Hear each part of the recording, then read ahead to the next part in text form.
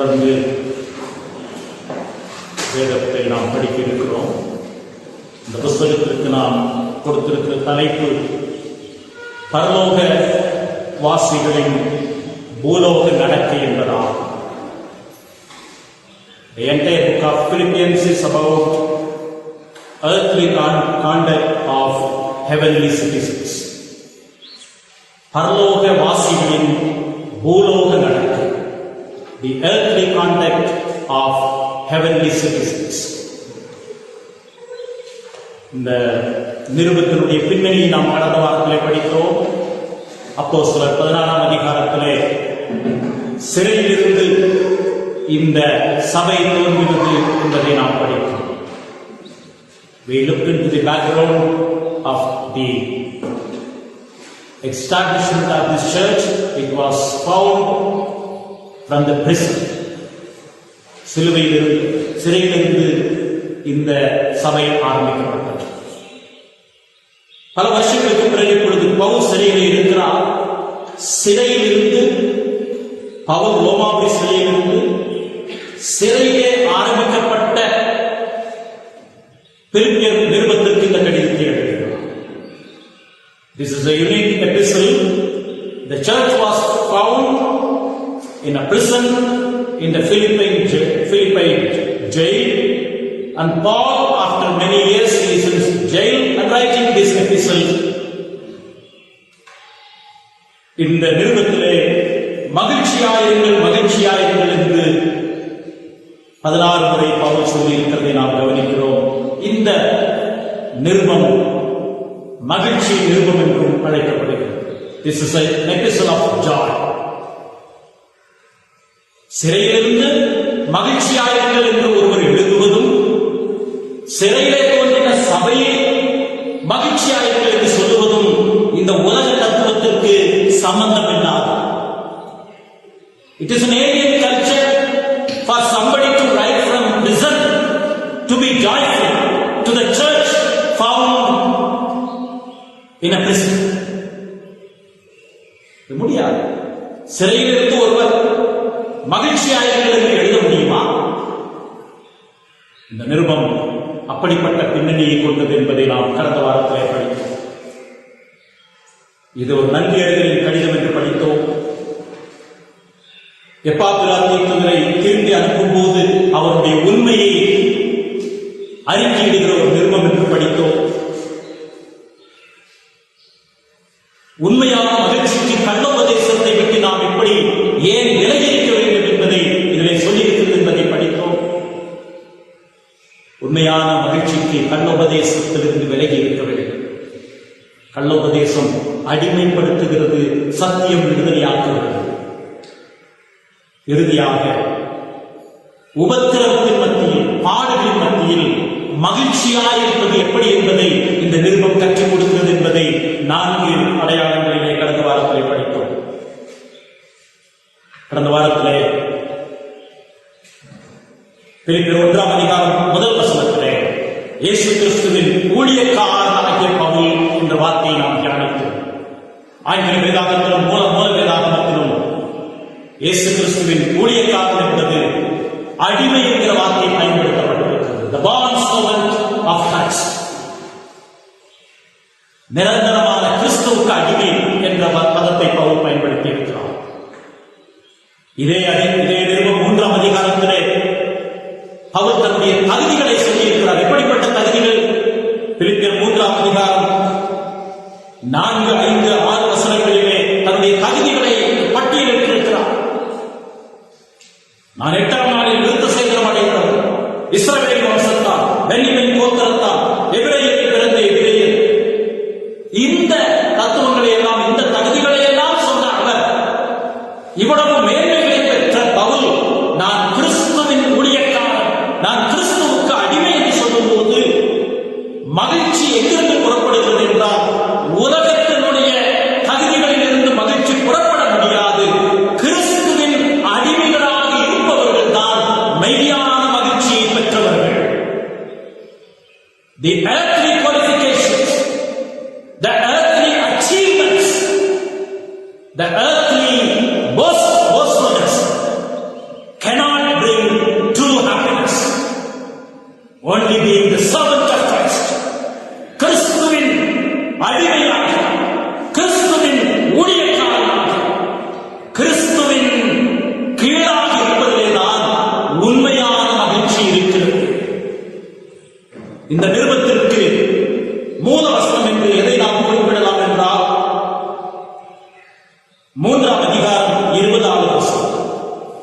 The key verse for this entire epistle is chapter 3 and verse 20.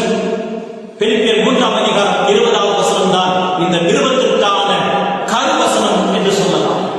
The key verse for the entire 4 chapters of the epistle of Philippians is chapter 3 and verse 20. நம்முடைய குடியிருப்போ பரலோகத்தில் இருக்கிறது, அங்கே இருந்து கர்த்தராகிய இயேசு கிறிஸ்து என்னும் இரட்சகர் வரை எதிர்பார்த்துக் கொண்டிருக்கிறோம். Our citizenship is in heaven, from where we anticipate the coming of our Lord Jesus Christ. நம்முடைய குடியிருப்பு பரலோகத்தில் இருக்கிறது.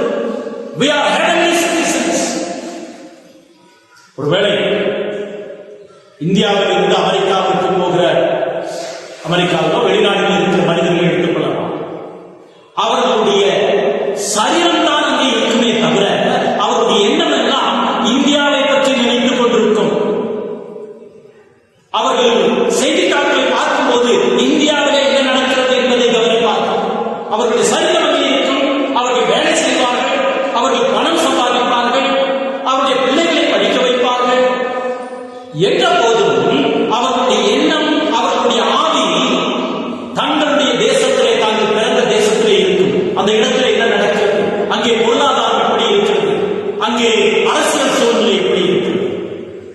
ஆண்டவராகிய இயேசு கிறிஸ்துவை விசுவாசி ஏற்றுக்கொண்ட நாம் சரீரத்திலே இருந்தாலும், நாம் வேலை செய்தாலும், படித்தாலும், நம்முடைய பிள்ளைகளை வளர்த்தாலும், இந்த உறவுகளில் நாம் ஈடுபட்டாலும், நம்முடைய ஆவி நம்முடைய பரம தேசம், நம்முடைய சொந்த தேசம், நம்முடைய நிரந்தரமான தேசத்தை நோக்கி கொண்டிருக்க வேண்டும். இல்லாவிட்டால் மகிழ்ச்சியை நாம் பெற முடியாது. இந்த உலகம் மகிழ்ச்சிக்கு விரோதமான உலகம். This world is full of opposition to true joy and happiness. இந்த உலகத்திலே மகிழ்ச்சியை நாம் தேடினால் அது மறைந்துவிடும், மறைந்துவிடும். நாம் நம்முடைய குடியிருப்பு பரலோகத்தில் இருக்கிறது. அங்கே இருந்து கர்த்தராகிய இயேசு கிறிஸ்து என்னும் இரட்சகர் வரை காத்துக் கொண்டிருக்கிறோம். ஆகவேதான் பவுல் கடந்த வாரத்திலே தன்னுடைய அத்தனை தகுதிகளின் மத்தியிலே தான் இயேசு கிறிஸ்துவினுடைய அடிமை, இயேசு கிறிஸ்துவினுடைய ஊழியக்காரன் என்பதை அடையாளப்படுத்தினதை நாம் கடந்த வாரத்திலே பார்த்தோம். இன்றைக்கு முதல் வசனத்திலே மறுபடியும் தொடர்ந்து பார்க்கிறோம். இயேசு கிறிஸ்துவின் ஊழியக்காரராகிய பவுலும் தீமோத்தேயுவும் பிலிப்பு பட்டணத்தில் கிறிஸ்து இயேசுவுக்குள்ளான பரிசுத்தவான்கள் அனைவருக்கும், கண்காணிகளுக்கும், உதவிக்காரருக்கும் எழுதுகிறதாவது என்று ஆரம்பிக்கிறார். This epistle is written to the saints and the overseers and the deacons. பரிசுத்தவான்கள் என்ற வார்த்தை இந்த கடிதத்தை யாருக்கு எழுதுகிறார்? பரிசுத்தவான்களுக்கு எழுதுகிறார். அப்ப யார் பரிசுத்தவான்கள்? மரித்து போனவர்கள் அல்ல. சிலர் சொல்வார்கள் மரித்ததற்கு பிறகு புனிதர் பட்டம் கொடுக்கிறார்கள். வேதத்திலே எந்த இடத்திலும் மரித்தவர்களை பரிசுத்தவான்கள் என்று வேதம் சொல்லவில்லை. இயேசு கிறிஸ்துவை சொந்த இரட்சகராக ஏற்றுக்கொண்டவர்கள் பரிசுத்தவான்கள் என்று அழைக்கப்படுகிறார்கள். உடனடியாக நமக்கு ஒரு யோசனை வரும். நான் முழுமையாக பரிசுத்தமாக இல்லையே, என்னிடத்திலே பலவீனம் இருக்கிறது, என்னிடத்திலே குறைகள் இருக்கிறது, நான் ஆண்டவரை ஏற்றுக்கொண்டதற்கு பிறகு கூட நிறைய பலவீனங்கள் இருக்கிறது, நான் எப்படி பரிசுத்தவான் என்று என்னை எப்படி வேதம் சொல்ல முடியும் என்றால், வேதத்தினுடைய அடிப்படையிலேயே பரிசுத்தவான் என்ற வார்த்தைக்கு அர்த்தம் கண்டுபிடிக்க வேண்டும். This letter epistle is written to the saints at Philippi. Immediately our response would be, how can I be a saint when I am weak, when I have struggles, when I have temptations? So we struggle with the word saint, but the word saint has to be understood in the context of the scripture alone. வேதத்திலே பரிசுத்தம் என்கிற வார்த்தைக்கு அர்த்தம் மூல பாஷையிலே, எபிரேய பாஷையிலே பரிசுத்தமாக்கப்பட்டது என்பதனுடைய அர்த்தம்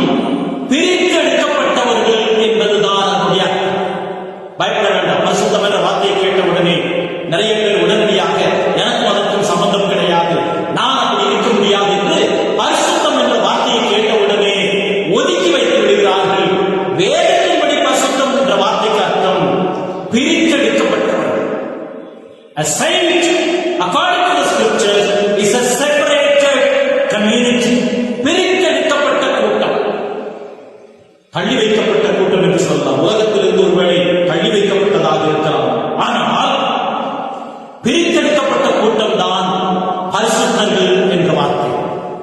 முழுமையை அடைந்தவர்கள் அல்ல, முழுமையை நோக்கி போய்கொண்டிருக்கிறவர்கள். ஆகவேதான் பரலோகவாசிகளாகிய நாம் பூலோகத்திலே நம்முடைய நடக்கை என்பது இந்த புஸ்தகத்துடைய தலைப்பு.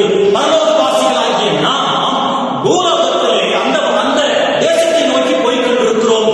நாம் பரிசுத்தவான்கள் என்று அழைக்கப்படுகிறோம். ஆண்டவராகிய இயேசு கிறிஸ்துவை சிலுவையிலே மரித்த அவருடைய கல்வாரி ரத்தத்தை விசுவாசித்து மனம் திரும்பி அவரை ஏற்றுக்கொண்டவர்களே வேதம் பரிசுத்தவான்கள் என்று சொல்லுகிறது, அடையாளப்படுத்துகிறது. ஆகவே வார்த்தையை குறித்து நாம் பயப்பட வேண்டிய அவசியம் கிடையாது. ஒரு சிறிய பையனிடத்தில் பரிசுத்தவான் என்றால் யார் என்று கேட்ட உடனே அவர் என்ன சொன்னார்? பரிசுத்தவான் என்றால் அவருக்கு தெரிகிறது அவருடைய இருதயத்திலிருந்து வெளிச்சம் வரும், அந்த வெளிச்சத்தை பார்த்து நாம் ரசிக்கலாம் என்றுதான் பரிசுத்தம் என்று சொன்னார். இந்த போட்டோ எல்லாம் பார்த்துருக்கீங்களா? சைன் என்று சொன்னால் அவருடைய இருதயத்திலிருந்து ஹார்ட் ஒரு வெளிச்சம் வர மாதிரி இருக்கும். அப்ப அவருக்கு என்ன பரிசுத்தவான் என்றால் அவருடைய இருதயத்திலிருந்து ஒரு வெளிச்சம் வருகிறது, அந்த வெளிச்சத்திலிருந்து நாம் என்ன செய்யலாம்? வெளிச்சம் பெறலாம். இதுதான் பரிசுத்தவான் என்று சொல்றோம். இப்படி உலகத்திலே பரிசுத்தத்தை பற்றிய பல அம்சங்கள் இருக்கிறது. வேதத்தின் வழியாக பரிசுத்தவான் என்றால் யார் என்பதை பார்க்கலாம். ஏனென்றால் இந்த கடிதம் பரிசுத்தவான்களுக்கு எழுதப்படுகிறது. நாம் பரிசுத்தவான்களையே, ஆகவே நாம் மகிழ்ச்சியாக இருக்க முடியாது என்று சொல்ல முடியாது. வேதத்தின்படி பரிசுத்தவான் யார் என்று பார்க்கலாம். அப்போஸ்தலர் 9ஆம் அதிகாரம் 13ஆம் வசனத்திற்கு வரலாம். வேதத்தின்படியே பரிசுத்தவான் என்ற வார்த்தைக்கு விளக்கத்தை பார்க்கலாம். அப்போஸ்தலர் நடவடிக்கைகள் 9ஆம் அதிகாரம் 13ஆவது வசனம். அந்த பின்னணியோடு நாம் அந்த வார்த்தையை கவனிக்க வேண்டும். Acts chapter 9 and verse 13. அதற்கு அன்னையா இப்பொழுது பவுல் இந்த அப்போஸ்தலர் 9ஆம் அதிகாரம் பவுல் தமஸ்குக்கு போகும்போது சவுல் பவுலாக மாறின மனம் திரும்பின சம்பவம் இங்கே குறிப்பிடப்படுகிறது. அந்த சம்பவத்தை முன்னிட்டு தேவனுடைய வார்த்தை என்ன சொல்லுகிறது? அதற்கு அன்னையா ஆண்டவரே, இந்த மனுஷன் என்றால் பவுல் எருசலேமில் உள்ள உம்முடைய பரிசுத்தவான்களுக்கு வார்த்தை கவனியுங்கள். அப்போஸ்தலர் 9:13 அனனியா சொல்லுகிறான், இந்த மனுஷன் எருசலேமில் உள்ள உம்முடைய பரிசுத்தவான்களுக்கு எத்தனையோ பொல்லாங்குகளை செய்தான் என்று அவனை குறித்து அநேகரால் கேள்விப்பட்டிருக்கிறேன். அப்படி என்றால் இந்த இடத்துல நாம் படிப்பது என்ன? எருசலேமில் இருந்த விசுவாசிகளை யார் தொந்தரவுபடுத்தினார்? பவுல் தொந்தரவுபடுத்திக் கொண்டிருந்தான். சவுல் மனம் திரும்புவதற்கு முன்பதாக. இப்பொழுது அவன் மனம் திரும்பின பொழுது பரிசுத்த ஆவியானவர் சொல்லுகிறார், நீ அவனை போய் அனனியாவே நீ அவனை சேர்த்துக் கொள் என்று சொன்ன போது அனனியா சொல்லுகிறார், ஆண்டவரே, இந்த மனுஷன் யார் என்று நமக்கு தெரியவில்லை. இந்த மனுஷன் எருசலேமில் உள்ள பரிசுத்தவான்களை தொந்தரவுபடுத்தினவன் என்று சொல்லுகிறார். வார்த்தைகள் அப்போ பரிசுத்தவான்கள் என்றால் உபத்திரவத்திலே இருந்தவர்கள் என்று அர்த்தம். உபத்திரவம் இல்லாதவர்கள் பரிசுத்தவான்கள் கிடையாது. எருசலேமில் உள்ள பரிசுத்தவான்களை இவன் உபத்திரவப்படுத்தினானே. அப்படி என்றால் இதில் நாம் படிக்கிற 2 பாடம் என்ன?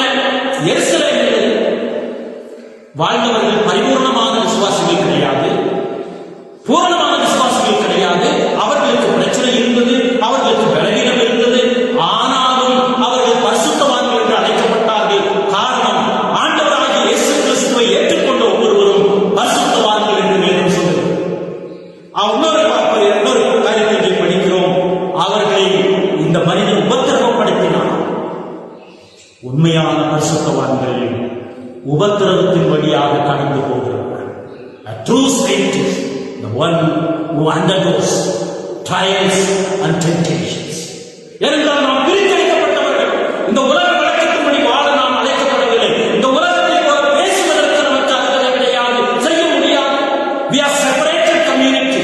We cannot talk like this world. We cannot act like this world. We cannot be identifying with this world. இந்த உலகத்தோடு நாம் ஒத்து போக முடியாது. ஆகவேதான் அந்த வார்த்தை தான் பரிசுத்தவான் என்று சொல்லப்படுகிறது. வேதம் அதைத்தான் சொல்லுகிறது. எருசலேமில் உள்ள பரிசுத்தவான்களை இவன் எவ்வளவு தொந்தரவுபடுத்தி இருக்கிறான் என்பதை பார்க்கிறோம். அதே அப்போஸ்தலர் 9ஆம் அதிகாரம் 32ஆம் வசனம் பாருங்கள். பேதுரு அதே அப்போஸ்தலர் 9:32 Acts 9:32 பேதுரு போய் எல்லாரையும் சந்தித்து வருகையில் அவன் லித்தா ஊரிலே குடியிருக்கிற பரிசுத்தவான்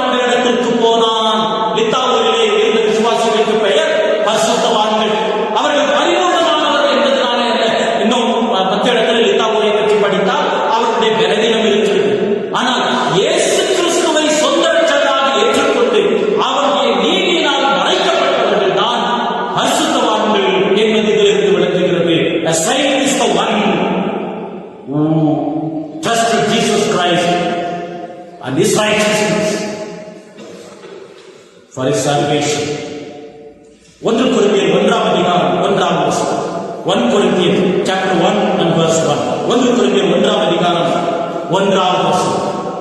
1 Corinthians chapter 1 and verse 2 இரண்டாவது வசனம். அப்போஸ்தலனாகிய பவுல் கொரிந்துவிலே கிறிஸ்து இயேசுவுக்குள் பரிசுத்தமாக்கப்பட்டவர்களாயும் பரிசுத்தவான்களாகும்படி அழைக்கப்பட்ட தேவனுடைய சபைக்கு எழுதுகிறார். Yes, Paul writing to Corinthians, addressing them as called to be saints, as saints and called to be sainthood. பரிசுத்தவான்கள், பரிசுத்தத்தை நோக்கி செல்லுகிறவர்கள். இந்த 1 Corinthians 1ஆம் அதிகாரம் முதல் வசனத்திலே ஒரு விரலை வைத்துக் கொண்டு 3ஆம் அதிகாரம் முதல் வசனத்திற்கு வாருங்கள். இந்த கடிதம் யாருக்கு எழுதப்படுகிறது? பரிசுத்தவான்களுக்கு எழுதப்படுகிறது. நன்றாக கவனிக்க வேண்டும். இந்த கடிதத்தை பரிசுத்தவான்களுக்கு எழுதுகிறார். 3ஆம் அதிகாரம் முதல் வசனத்திலே, மேலும் சகோதரர்களே, நான் உங்களை என்றால் யாரை? கொரிந்துவிலே உள்ள பரிசுத்தமாக்கப்பட்டவர்கள் பரிசுத்தவான்களுக்கு எழுதுகிறார். நான் உங்களை ஆவிக்குரியவர்கள் என்று எண்ணி உங்களுடனே பேசக்கூடாமல் கிறிஸ்துவுக்குள் குழந்தைகள் என்று எண்ணி பேச வேண்டியதாயிற்று. 1ஆம் அதிகாரம் 1ஆம் வசனத்திலே பரிசுத்தவான்களுக்கு எழுதுகிறார் என்று சொல்லுகிறார். 3ஆம் அதிகாரம் 1ஆம் வசனத்திலே பரிசுத்தவான்கள் என்றால் பூரணம் அடைந்து விட்டவர்கள் அல்ல, பலவீனமானவர்கள், கிறிஸ்துவுக்குள் ஆண்டவரை ஏற்றுக்கொண்டவர்கள், கடவுளுடைய பிள்ளைகள், ஆனால் பலவீனமானவர்கள். இன்னும் அதே போல 6ஆம் அதிகாரம் 1-2 வசனம். அதே 1 Corinthians 6ஆம் அதிகாரம் 1-2 வசனங்களை பார்க்கிறோம். உங்களில் 1 Corinthians 6:1-2 ஒருவனுக்கு வேறொருவனோடு வழக்குண்டானால் வழக்காட முடியாமல் பரிசுத்தவான்களிடத்தில் போகாமல் அநீதிக்காரரிடத்தில் போக துணிவது என்ன? பரிசுத்தவான்கள் உலகத்தை நியாயம் தீர்ப்பார்கள் என்று அறியீர்களா? வழக்குண்டானால் விசுவாசிகளிடத்திலே போங்கள். பரிசுத்தவான்கள் என்றால் விசுவாசிகளிடத்திலே போங்கள். இப்படி திரும்ப திரும்ப நீங்கள் என்று சொல்லும் போது அந்த கடிதத்தை யாருக்கு எழுதுகிறார்? பரிசுத்தவான்களுக்கு எழுதுகிறார். அந்த பரிசுத்தவான்கள் யார்? இயேசு கிறிஸ்துவிலே இருக்கக்கூடியவர்கள். ஒருவேளை புத்த மதத்தை பின்பற்றுகிறவர்கள் நான் புத்தருடைய கொள்கைகளை பின்பற்றுகிறேன் என்றுதான் சொல்லுவார்களே அல்லாமல் நான் புத்தருக்குள் இருக்கிறேன் என்று சொல்ல முடியாது. If somebody is a follower of Buddha, he cannot say I am in Buddha. He can say I am following Buddha. ஒருவேளை இந்த உலகத்தை மற்ற மார்க்கெட்டில் எல்லாம் எடுத்துக் கொள்ளுங்கள். நான் அவரை பின்பற்றுகிறவன், நான் இவரை பின்பற்றுகிறவன், நான் இந்த கொள்கையை பின்பற்றுகிறவன் என்று சொல்லலாம். நான் அவருக்குள் இருக்கிறேன் என்று சொல்ல முடியாது. விசுவாசி மாத்திரம்தான், இயேசு கிறிஸ்துவை சொந்த ரட்சகராக ஏற்றுக்கொண்டவர்கள் தான் நான் கிறிஸ்துவுக்குள் இருக்கிறேன் என்று சொல்ல முடியும். அதைத்தான் பரிசுத்தம் என்று சொல்லுகிறோம். வழங்கிச்சுள்ளார். இந்த உலகத்திலே மற்ற எல்லாரும் நான் அவரை பின்பற்றுகிறேன், அவருடைய கருத்துக்களை பின்பற்றுகிறேன், அவருடைய வார்த்தைகளை பின்பற்றுகிறேன் என்று சொல்ல முடியுமே தவிர அவருக்குள் இருக்கிறேன் என்று சொல்ல முடியாது. விசுவாசிகள் மாத்திரம் கிறிஸ்துவுக்குள் நாங்கள் இருக்கிறோம் என்று சொல்ல முடியும். ஆகவேதான் பிலிப்பியர் நிருபத்தினுடைய தலைப்பு பரலோக ராஜ்ய வாசிகள், பரலோக ராஜ்ய அந்த பிரஜைகளுடைய பூலோக நடக்கை, கிறிஸ்துவுக்குள்ளான ஜனங்கள், அதைத்தான் பரிசுத்தமாக்கப்பட்டவர்கள் என்று படிக்கிறோம். 1 Corinthians 1ஆம் அதிகாரம் 2ஆம் வசனத்தை பார்க்கலாம். 1 Corinthians 1:2 அந்த வாக்கியம் கவனியுங்கள். கொரிந்துவிலே கிறிஸ்து இயேசுவுக்குள் பரிசுத்தமாக்கப்பட்டவர்கள், கிறிஸ்து இயேசுவுக்குள் இருக்கிறவர்கள், அதைத்தான் வேதம் வலியுறுத்துகிறது. The saints in Christ. இயேசு கிறிஸ்துவுக்குள் இருக்கிறவர்கள், இயேசு கிறிஸ்துவுக்குள் மறைக்கப்பட்டவர்கள், இயேசு கிறிஸ்துவுக்குள் வாழுகிறவர்கள், அவர்கள்தான் பரிசுத்தவான்கள். காலையிலே நாம் எத்தனை வருஷம் கிறிஸ்தவர்களாக இருக்கிறோம் என்பது பெயர். கிறிஸ்தவன் என்கிற வார்த்தை பட்ட பெயர். நம்ம ஏற்கனவே வேதத்திலே படித்திருக்கிறோம். கிறிஸ்தவன் என்கிற வார்த்தை மற்றவர்கள் நம்மை பார்த்து சொல்லுகிற வார்த்தை. வேதத்தில் 3 இடத்திலே கிறிஸ்தவன் என்கிற வார்த்தை வருகிறது. அந்த 3 பட்ட பெயர். பட்ட பெயர் என்றால் நமக்கு தெரியலைங்களா? நாமே நிறைய பேருக்கு பட்ட பெயர் வச்சிருக்கோம் இல்லையா? பள்ளிக்கூடத்தில் பட்ட பெயர் என்றால் என்ன? நாம் மற்றவர்களை கூப்பிடுவது கிறிஸ்தவன் என்று மற்றவர்கள் நம்மை பார்த்து சொல்ல வேண்டும். அதோ போகிறானே, அதோ போகிறானே, அதோ பேசுகிறானே, அதோ பேசுகிறானே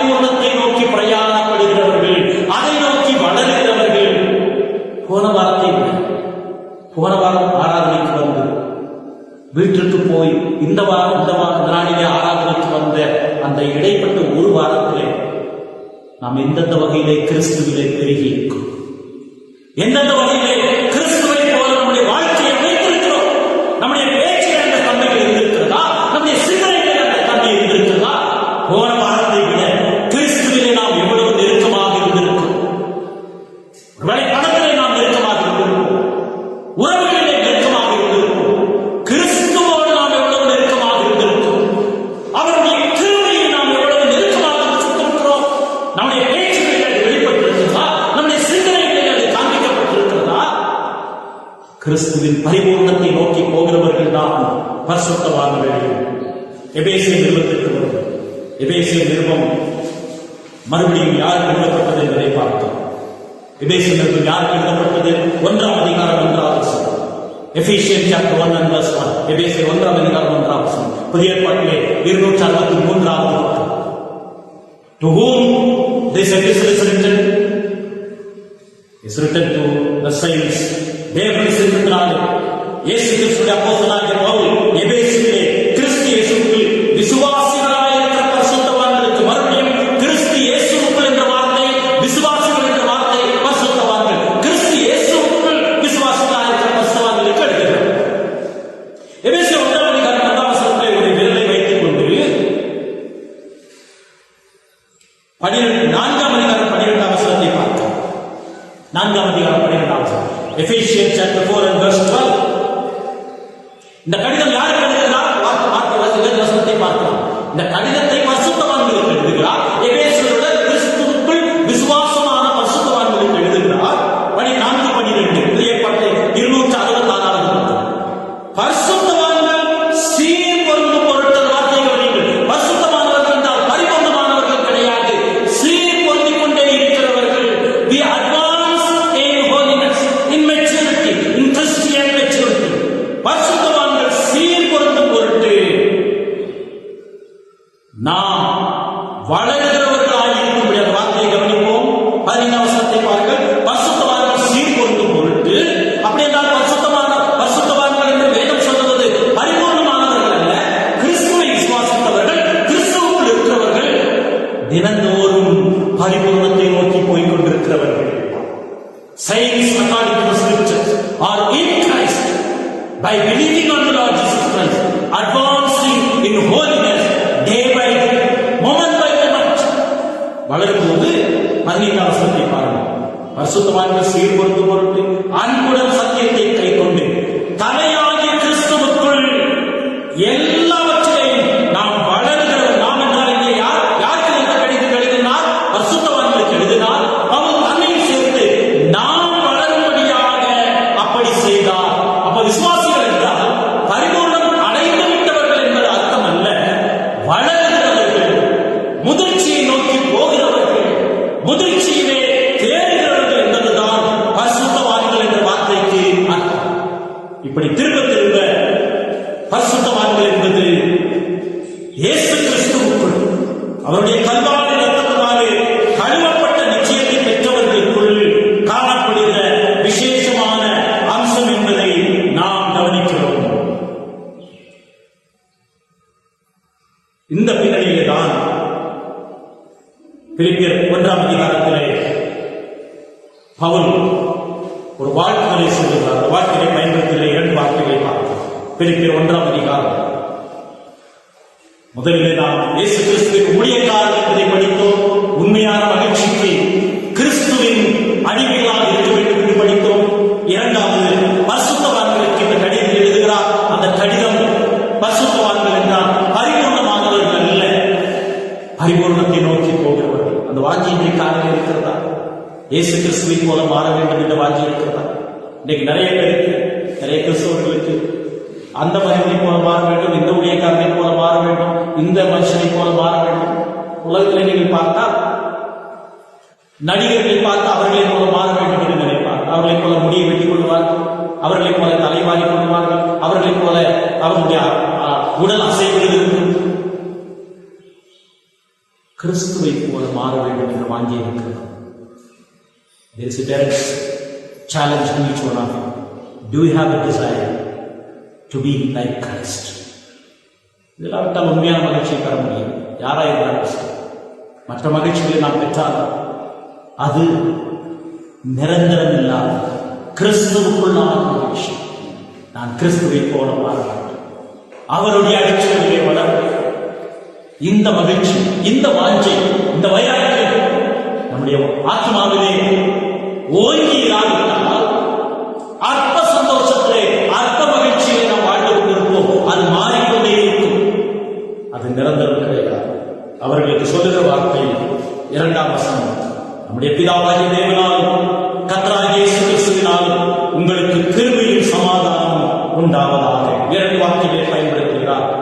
கிருபை தகுதி இல்லாதவர்களுக்கு கொடுக்கப்படுகிற ஈவு. மகிழ்ச்சி எங்கிருந்து வருகிறது? எனக்கு தகுதி இல்லை, தேவன் எனக்கு ஈவுகளை கொடுக்கிறார் என்று சொல்லும்போது மகிழ்ச்சி தங்குகிறது. Where does happiness stay? When we acknowledge I am unworthy to receive God's riches and blessings. உண்மையான மகிழ்ச்சி எனக்கு தகுதி கிடையாது, எனக்கு ஆண்டவர் கொடுக்க. இப்போ எனக்கு ஒரு காரியத்தை பெறுவதற்கு தகுதி இருக்கிறது என்று சொல்லிவிட்டால், இப்ப நான் படித்திருக்கேன், நான் இவ்வளவு படித்திருக்கிறேன், என்னுடைய படிப்புக்கு எனக்கு படிப்பு தகுதி இருக்கிறது, இந்த தகுதிக்கு எனக்கு வேலை கிடைக்க வேண்டும் என்று தகுதியை நாம் அடிப்படையாக வைத்தால் நமக்கு உண்மையான மகிழ்ச்சி இருக்காது. என்றால் உலகத்திலே தகுதியினுடைய அடிப்படையில் எதுவுமே கிடையாது. எனக்கு இவ்வளவு நான் படித்திருக்கிறேன், என்னுடைய குடும்பம் இப்படிப்பட்ட குடும்பம், என்னுடைய பின்னணி என்ன பின்னணி, அந்த தகுதிகளை நாம் உயர்த்தி பேசினால் உண்மையான மகிழ்ச்சி கிடைக்காது. என்னுடைய அந்தஸ்து, என்னுடைய அழகு, என்னுடைய மேன்மை, என்னுடைய சாட்சி, என்னுடைய திறமைகள், இவைகளை நாம் கருத்திலே கொண்டால் மகிழ்ச்சி தங்காது. மகிழ்ச்சி தங்குவதற்கான உண்மையான அடையாளம் கிருபை. தகுதி இல்லாத எனக்கு தேவன் ஈவுகளை கொடுத்து வருகிறார். இந்த வார்த்தையை பவுல் இதே நிறுவனத்தில் இன்னொரு பயன்படுத்துகிறார். கர்த்தராகிய இயேசு கிறிஸ்துவினாலே கிருபை உண்டாவதாக. 4ஆம் அதிகாரம், இதே பிலிப்பியர் 4ஆம் அதிகாரம் 23ஆம் வசனத்தை பாருங்கள். கிருபை உண்டாவதாக 23ஆம் வசனம், கடைசி 4ஆம் அதிகாரம் 23ஆம் வசனம். நமது கர்த்தராகிய இயேசு கிறிஸ்துவினுடைய கிருபை உங்கள் அனைவரோடும் கூட இருப்பதாக, தொடர்ந்து தங்கியிருப்பதாக, உண்டாவதாக என்று 2ஆம் வசனத்திலே சொல்லுகிறார். 1ஆம் அதிகாரம் 2ஆம் வசனத்திலே கிருபை உண்டாவது மாத்திரமல்ல, கிருபை கூடவே இருப்பதாக. ரட்சிக்கப்படும் போது கிருபை நம்மை தாங்குகிறது, அந்த கிருபை கூடவே வருகிறது. அந்த கிருபை தான் மகிழ்ச்சியை பெருக செய்து தங்க வைக்கிறது, தக்க வைக்கிறது.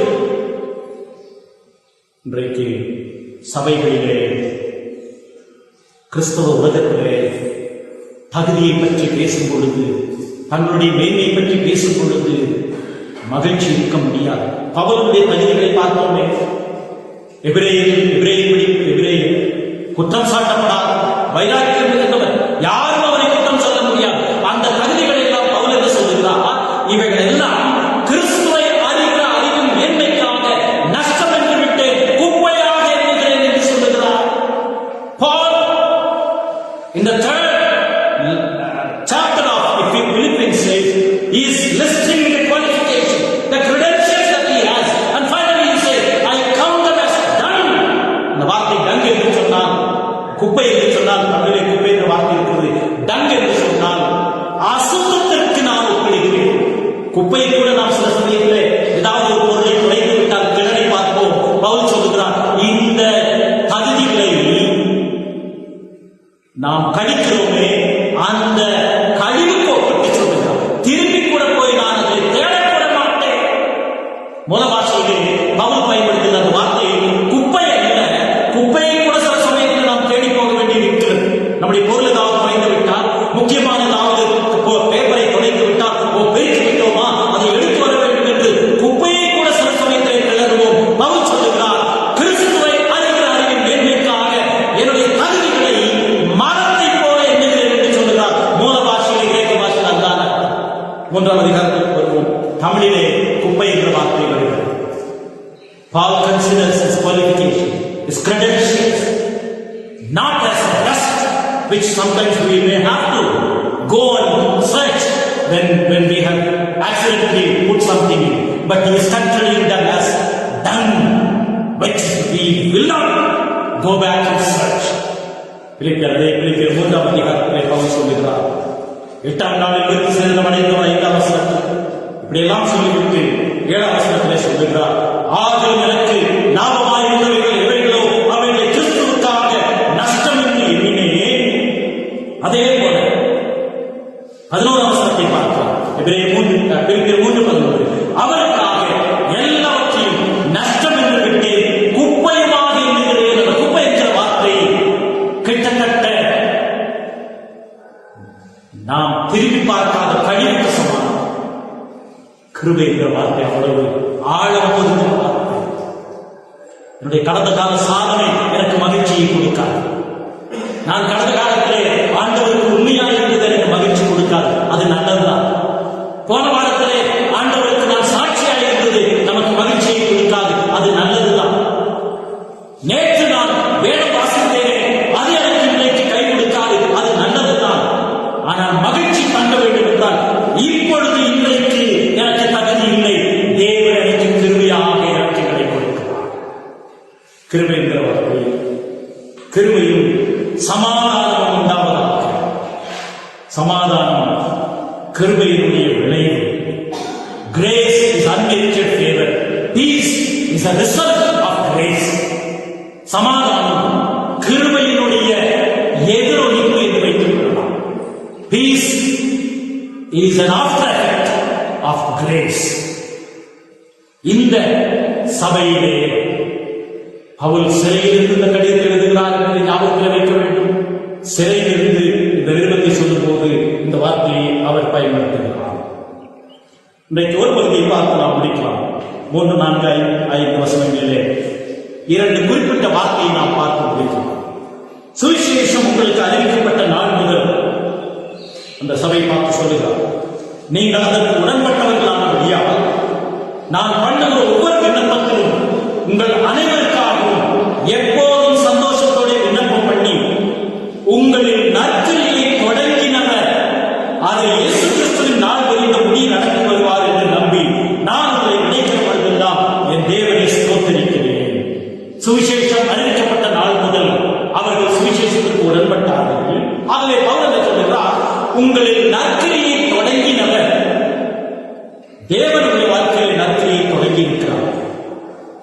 அந்த வார்த்தையை இதோடு தொடர்படுத்தி பார்க்கலாம். நற்கிரியை தொடங்கினவர், அவருடைய வாழ்க்கையிலே நற்கிரியை தொடங்கினவர் தேவன் என்பதை இந்த சபைக்கு ஞாபகப்படுத்துகிறார். விசுவாச வாழ்க்கை என்பது, பரிசுத்த வாழ்க்கை என்பது, தேவனுக்கு கீழ்ப்படிவது என்பது கடவுள் தொடங்கின வாழ்க்கை. நாம் முயற்சி பண்ணினது அல்ல, நம்முடைய பக்தி வைராக்கியத்தினாலே உண்டானது அல்ல, நம்முடைய தகுதியினாலே உண்டானது அல்ல. திருச்சபை பார்த்து சொல்கிறார், உங்களின் நற்கிரியை தொடங்கினவர். இப்பொழுது இந்த சபை தொடங்கப்பட்ட பொழுது கடவுள் எப்படி இந்த நற்கிரியை தொடங்கினார் என்பதை சில வசனங்கள் மூலமாக பார்க்கிறோம். அந்த நற்கிரியை எப்படி கடவுள் அவருடைய வாழ்க்கையிலே தொடங்கினார் என்பதை நாம் பார்க்கிறோம். அப்போஸ்தலர் 16ஆம் அதிகாரத்திற்கு திரும்பிக் கொள்வோம். அப்போஸ்தலர் 16ஆம் அதிகாரத்திலே தான் பிலிப்பி சபை ஆரம்பிக்கப்பட்டது. போன வாக்கிலே விரிவாக படிக்கிறோம். தயவுசெய்து அப்போஸ்தலர் 16ஆம் அதிகாரத்திற்கு வேத புத்தகத்தை திருப்பிக் கொள்வோம். அப்போஸ்தலர் 16ஆம் அதிகாரத்திலே தான் பிலிப்பி சபை ஆரம்பிக்கப்பட்டது. அந்த பிலிப்பி சபை ஆரம்பிக்கப்பட்ட போது எப்படி நற்கிரியை தேவன் அவர்களுடைய வாழ்க்கையை தொடங்கினார் என்பதை பார்க்கலாம். முதலாவது அப்போஸ்தலர் 16ஆம் அதிகாரம் 10ஆம் வசனத்தை பார்க்கலாம். அருமையாக இருக்கிறது, நேர்த்தியாக இருக்கிறது. வசனத்தை பார்க்க அருமையாக இருக்கிறது. பிலிப்பிலே சொல்கிறார், உங்களின் நற்கிரியை தொடங்கினவர். அந்த சபை ஆரம்பிக்கப்பட்ட வரலாறு அப்போஸ்தலர் 16ஆம் அதிகாரத்தில் இருக்கிறது. 16ஆம் அதிகாரம் 10ஆம் வசனம். அந்த ராத்திரியிலே 9ஆம் வசனம், பவுலுக்கு ஒரு தரிசனம் உண்டாயிற்று. அது என்னவென்று, மக்கதனியா தேசத்தான் ஒருவன் வந்து நின்று, நீர் மக்கதனியாவுக்கு வந்து எங்களுக்கு உதவி செய்ய வேண்டும் என்று தன்னை வேண்டிக் கொண்டதாக இருந்தது. அந்த தரிசனத்தை அவர் கண்டபோது, பவுல் கண்டபோது, அவர்களுக்கு சுவிசேஷத்தை அறிவிக்கும்படி கர்த்தர் எங்களை அழைத்தார் என்று இங்கே கர்த்தருடைய கிரியை பார்க்கிறோம். பவுல் எப்படி பிலிப்புக்கு போனார் என்றால் இங்கே சம்பவம் இருக்கிறது. பிலிப்புக்கு எப்படி போனார் என்றால், ராத்திரியிலே திடீரென்று ஒரு தரிசனம். அந்த தரிசனத்திலே மக்கதனியா என்பது பிலிப்பு பட்டணத்தினுடைய அந்த மக்கதனியா பிலிப்பு பட்டணம் தான் மக்கதனியா நாடுகளுக்கு தலைநகர். ஏற்கனவே நாம் படித்தோம். மக்கதனியா நாட்டுக்கு தலைநகரம். 12ஆம் வசனத்தை பார்க்கலாம். அங்கே இருந்து மக்கதனியா தேச நாட்டில் ஒன்றுக்கு தலைமையானதும் தலைநகரமானதும் ரோமர் குடியேறுமான பிலிப்பு பட்டணத்துக்கு வந்தார். அப்ப பிலிப்பு பட்டணம் மக்கதனியாவுக்கு தலைநகரம். அந்த மக்கதனியாவில் ஒருவர் வந்து எங்கள் ஊருக்கு நீங்கள் வாருங்கள் என்று அவரை கெஞ்சி கேட்டுக்கொண்டார். அப்பொழுது பவுல் என்ன சொல்லுகிறார்? கர்த்தர் தான் அவனை அனுப்பினார் என்று அவர்கள் நம்பினார்கள். இதைத்தான் பவுல் பிலிப்புக்கு சொல்லுகிறார். பிலிப்பு நிருபத்திலே சொல்லுகிறார், உங்களின் நற்கிரியை தொடங்கினவர். எப்படி தொடங்கினார்? திடீரென்று ஒரு தரிசனம் வந்தது. அந்த தரிசனத்திலே உங்கள் நாட்டிலிருந்து உங்கள் பட்டணத்தில் ஒருவர் வந்து எங்கள் ஊருக்கு வாருங்கள் என்று சொன்னார். கர்த்தர் அவனை அனுப்பினார் என்று நாங்கள் நம்புகிறோம். கர்த்தர் எங்களை அழைத்தார் என்று அவசரத்தை கர்த்தர் எங்களை அழைத்தார் என்று அந்த பட்டணத்திற்கு போனோம். அதே போல 14ஆம் வசனத்திற்கு வருவோம். இப்பொழுது போன வாரம் பார்த்தோம், பவுல் ஒவ்வொரு பட்டணத்துக்கு போகும்போது ஜெபாலயத்துக்கு போவார். ஜெபாலயம் இல்லாத இடத்தில் 10 ஆண்கள் இருந்தால் தான் ஜெபாலயம் தொடங்க முடியும். ஜெபாலயம் இல்லாதபடினாலே, பிலிப்பிலே ஜெபாலயம் இல்லாதபடினாலே ஆற்றங்கரையிலே ஜெபம் பண்ணி கொண்டிருந்த அந்த ஜனங்கள் மத்தியிலே பேசுகிறார். அப்பொழுது ஒரு சம்பவம் நடக்கிறது. 14ஆம் வசனம். அப்பொழுது தியத்திரா ஊராலும் ரத்தாம்பரம் பெற்றவர்களும் தேவனை அமைந்தவர்களுமாகிய நீதியாளரின் பேர் உள்ள ஒரு ஸ்திரீ கேட்டுக் கொண்டிருந்தால் பவுல் சொன்னவர்களை கவனிக்கும்படி கர்த்தர் அவரை இருதயத்தை திறந்தருளினார். அந்த பட்டணத்திற்கு யார் அனுப்பினார்? கர்த்தர் அனுப்பினார். பிலிப்பு பட்டணத்திற்கு யார் அனுப்பினார்? கர்த்தர் அனுப்பினார். அங்கே ஒரு சிறிய கூட்டம் இங்கே கூடி ஜெபம் பண்ணி கொண்டிருக்கிறார்கள். பவுல் இயேசு கிறிஸ்துவின் சுவிசேஷத்தை அறிவிக்கிறார். கர்த்தர் நீதியாளர்கள் உள்ளத்தை திறக்கிறார். பவுல் திறக்கவில்லை, பவுலுடைய வார்த்தை செய்யவில்லை, கர்த்தர் அவருடைய உள்ளத்தை திறக்கிறார். இதைத்தான் பிலிப்பு சொல்கிறார், உங்களின் நற்கிரியை தொடங்கிய கர்த்தர் தேவன். எப்படி தொடங்கினார்? பட்டணத்திற்கு அனுப்பினார், அந்த ஆற்றங்கரைக்கு அனுப்பினார், நீதியாளருடைய உள்ளத்தை திறந்தார். 31ஆம் வசனம். ஜெயிலர் சிறைச்சாலைக்காரன் மனம் திரும்புகிறார். அப்பொழுதுதான் நாங்கள் என்ன செய்ய வேண்டும் ரட்சிக்கப்பட்டு கேட்கிறார்கள். அப்பொழுது கர்த்தராகிய இயேசு கிறிஸ்துவை விசுவாசி, அப்பொழுது நீயும் உன் வீட்டாளர் ரட்சிக்கப்படுவீர்கள் என்று அவருக்கும் அவன் வீட்டாருக்கும் கர்த்தருடைய வசனத்தை போதித்தார்கள். மறுபடியும் யாருடைய வார்த்தைகளை சொன்னார்கள்? பவுலுடைய வார்த்தைகள் அல்ல, கர்த்தருடைய வார்த்தையை சொன்னார்கள். 34ஆம் வசனத்தை பார்த்தோம். இது பிலிப்பிலே நடந்த சம்பவம். ஆகவேதான் பிலிப்பு நிருபம் இந்த அப்போஸ்தலர் 16ஆம் அதிகாரத்தோடு தொடர்புடையது. பின்பு அவன் அந்த ஜெயிலர், இந்த சிறைச்சாலை தலைவர், அவர்களை தன் வீட்டுக்கு கூட்டிக் கொண்டு போய் அவர்களுக்கு போஜனம் கொடுத்து தன் வீட்டார் அனைவரோடும் கூட தேவனிடத்தில் விசுவாசம் உள்ளவனாகி மனமகிழ்ச்சியாயிருந்தான். இது கர்த்தருடைய கிரியை. ஆகவேதான் அவர் பிலிப்புக்கு சொல்லுகிறார், உங்கள் நற்கிரியை தொடங்கினவர். எப்படி நற்கிரியை தொடங்கினார்? இந்த பட்டணத்திற்கு ஆண்டவர் அனுப்பினார். பவுல் சொன்னார், பட்டணத்திற்கு ஆண்டவர் தான் எங்களை அனுப்பினார். பவுல் பேசுகிறது கேட்பதற்கு நீதியாளர்களை கர்த்தர் தான் திறந்தார். அந்த சிறைச்சாலை மனிதன் கடவுளுடைய வசனத்தை கேட்கும் போது அவனுக்குள்ளாக கர்த்தருடைய வசனம் கிரியை செய்தது. அவன் எப்படி மனமகிழ்ச்சியானான்? கர்த்தருக்குள் மனமகிழ்ச்சியானான். இப்படி இந்த அதிகாரம் முழுவதும் பிலிப்பு பட்டணத்தினுடைய சபை ஆரம்பிக்கப்பட்டது. நற்கிரியை தேவன் தொடங்கினார். ஆகவே தான் பவுல் சொல்லுகிறார், பிலிப்பு 1ஆம் அதிகாரத்திலே 3ஆம் வசனத்திலே 4ஆம் வசனத்திலே பவுல் சொல்லுகிறார், சுவிசேஷம் உங்களுக்கு அறிவிக்கப்பட்ட நாள் முதல் நீங்கள் அதற்கு உடன்பட்டீர்கள். ஆகவே நான் சந்தோஷத்தோடு உங்களுக்காக ஜெபம் பண்ணுகிறேன். ஜெபம் பண்ணும் மற்றவர்களுக்காக ஜெபம் பண்ணுவதை போல ஒரு மகிழ்ச்சி உலகத்திலே கிடையாது. குறித்து வைத்துக் கொள்கிறேன், மற்றவர்களுக்காக ஜெபிப்பதை போல ஒரு மனமகிழ்ச்சி உலகத்திலே கிடையவே இல்லை. ஜெபம் என்றாலே எனக்கு, என்னுடைய குடும்பத்துக்கு, என்னுடைய வீட்டுக்கு தவறு கிடையாது, ஜெபிக்க வேண்டும். ஆனால் உண்மையான மகிழ்ச்சி, பவுல் சொல்லுகிறார், நான் தினந்தோறும் உங்களுக்காக எப்படி ஜெபிக்கிறேன், சந்தோஷத்தோட விண்ணப்பம் பண்ணுகிறேன். 4ஆம் வசனத்தை பார்க்கிறேன். I pray you with joyful heart. ஜெபம் மற்றவர்களுக்காக ஜெபம் ஏற்கனவே சொல்லியிருக்க ஒரு சிறிய நோட் போட்டு திங்கட்கிழமை யார் யாருக்காக ஜெபிக்க வேண்டும், செவ்வாய்க்கிழமை யார் யாருக்காக ஜெபிக்க வேண்டும், புதன்கிழமை யார் யாருக்காக ஜெபிக்க வேண்டும் என்று எழுதி வைத்திருக்க வேண்டும், நோட் இருக்க வேண்டும் என்று சொன்னேன். எவ்வளவு பேர் அதை கடைபிடிக்கிறோம்? பல வருஷங்களாக ஒரு ஊழியக்காரர்கள் கற்றுக் கொடுக்கிறோம். திங்கட்கிழமை இத்தனை பேருக்காக ஜெபிக்க வேண்டும், செவ்வாய்க்கிழமை ஒரு வாரம் முழுவதும் ஏறத்தாழ நம்மோடு சம்பந்தப்பட்ட அனைவருடைய பெயர்களும் அந்த விஷயம் நம்மோடு வேலை செய்கிறவர்கள், நம்மோடு படிக்கிறவர்கள், நமக்கு எதிராளியாக இருக்கிறவர்கள் கூட இதை போல ஒரு மகிழ்ச்சி இந்த உலகத்தில் இருக்கிறது. எவ்வளவு பேருக்கு செய்கிறோம், மற்றவர்களுக்காக ஜெபிக்கிறோம். அன்றைய சமயத்தில் நம்ம ஆண்டவருக்கு மற்றவர்களுக்கு ஏன் சொல்ல முடியும்னா அவங்களுக்காக ஜெபம் பண்ணுவது கிடையாது. அவங்களுக்கு ஜெபம் பண்ணினா ஆண்டவர் சில சமயத்தில் வாய்ப்பை கொடுப்பார். ஒருவேளை சமாதான குறைச்சல் இருக்கிற இடத்துல ஆண்டவர் நம்மை வழி நடத்துவார். உடனடியாக நிறைய பேர் ஜெபம் பண்ணா உங்களுடைய விரோதிக்காக ஜெபம் பண்ணி நாளைக்கு காணாமல் போவான்னு சொல்லுவாங்க. இல்ல ரொம்ப ஷார்ப்பா வருவாங்க, கவலைப்படுவாங்க, ரொம்ப தைரியமா வருவாங்க. ஜெபம் பண்ணினால் அவர்கள் அழிந்து போவதற்காக ஜெபிக்கவில்லை, அவர்கள் ஆசீர்வதிக்கப்படுவதற்காக ஜெபிக்க அழைக்கப்படுகிறார். ஜெபத்திலே ஒரு மகிழ்ச்சி, மற்றவர்களுக்காக ஜெபிப்பதிலே உண்மையான மகிழ்ச்சியை பெறுகிறவர்கள் தான் பரிசுத்தவான்கள். நமக்கு எதிராளிகள் இருப்பார்கள், போராட்டங்கள் இருப்பார்கள், நம்முடைய குடும்பத்தால், நம்முடைய தேவைகள், அதிலே மகிழ்ச்சியை காண வேண்டும். நம்ம மற்றவர்களை பார்க்கும்போது அது அவர்களுக்கு அது இருக்கிறது எனக்கு இல்லையே என்று மகிழ்ச்சியை குறைத்துக் கொள்கிறோம். அவர்களுக்காக ஜெபிப்பதிலே தான் உண்மையான மகிழ்ச்சி அடைந்திருக்கிறது. உங்களை நற்கிரியை தொடங்கினவர் அடுத்த வார்த்தை இயேசு கிறிஸ்துவின் நாள் வரையிலும் முடித்து நடுவார் என்று தேவனை ஸ்தோத்திரிக்கிறார். இயேசு கிறிஸ்துவின் நாள், அந்த ஒரு வார்த்தையை பார்த்து முடிக்கலாம். இயேசு கிறிஸ்து ஊழியக்காரர் என்ற வார்த்தை படித்தோம், பரிசுத்தவான் என்ற வார்த்தையை படித்தோம், கிருபையின் சமாதானம் என்ற வார்த்தையை படித்தோம், நற்கிரியை எப்படி தொடங்கப்பட்டது என்பதை படித்தோம். இயேசு கிறிஸ்துவின் நாள் வரையிலும் முடிய நடத்தி வருவார் என்பதை பார்த்தோம். இயேசு கிறிஸ்துவின் நாள் என்பதை வேதத்திலே இயேசு கிறிஸ்துவின் நாள் இரண்டு வகையான பாதிப்புகளை உண்டு பண்ணுகிறது. இயேசு கிறிஸ்துவின் நாள் என்பது ஞாயிற்றுக்கிழமை நாள். பிலிப்பு சபை பார்த்து சொல்லுகிறார், இயேசு கிறிஸ்துவின் நாள் வரையிலும் அந்த மகிழ்ச்சி உங்களுக்கு வந்து கொண்டே இருக்கும்.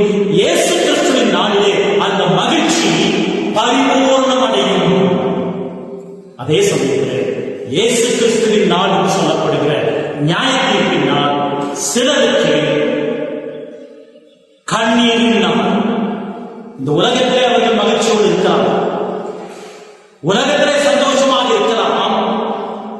இயேசு கிறிஸ்துவின் நாளாகிய ஞாயிற்றுக்கிழமை நாளிலே நிறைய பேர் புலம்புவார்கள், கதறுவார்கள், தவிப்பார்கள், தத்தளிப்பார்கள். பிலிப்பு சபைக்கு போய் சொல்லுகிறார், உங்களின் நற்கிரியை தொடங்கினவர் அந்த மகிழ்ச்சியை இயேசு கிறிஸ்துவின் நாள் வரையிலும் முடிப்பார், நிறைவேற்றுவார், அதை பெருக செய்வார்.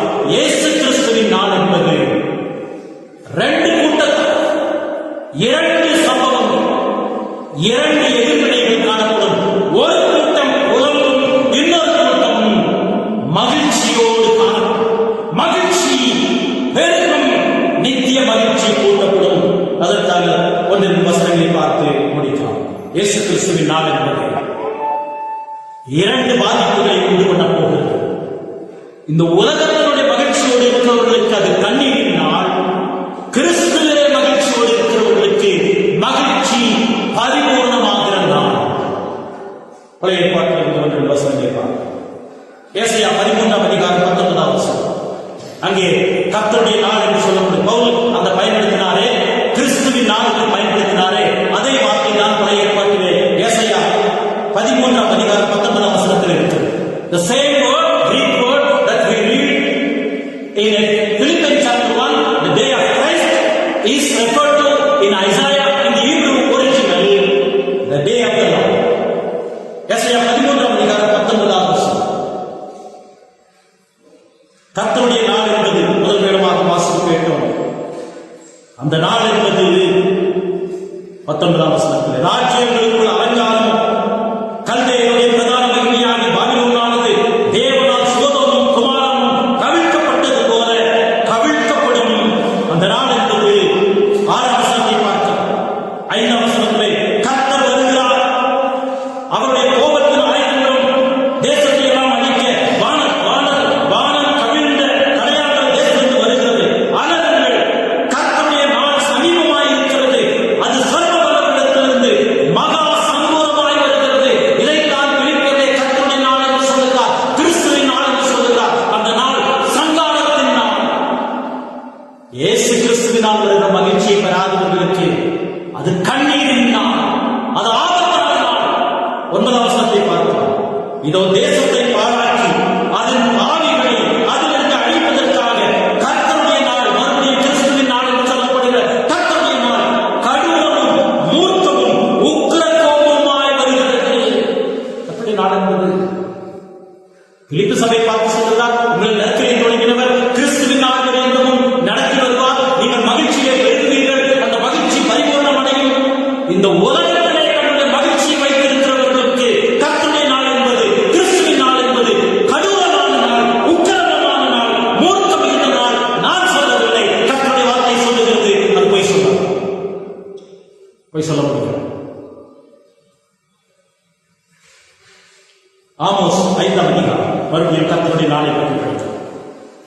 ஆமோஸ் 5ஆம் அதிகாரம் 18-20 வரை.